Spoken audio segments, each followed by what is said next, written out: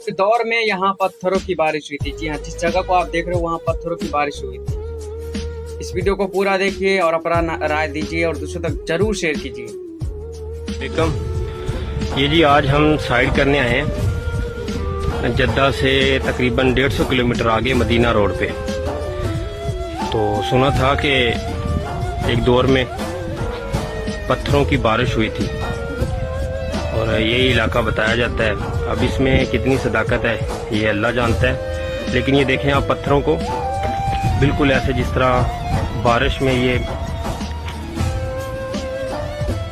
बरसे हों पत्थर, जिस तरह ओले नहीं आते उनकी तरह देखें छोटे छोटे पत्थर, बड़े भी पत्थर हैं इस तरह बिल्कुल।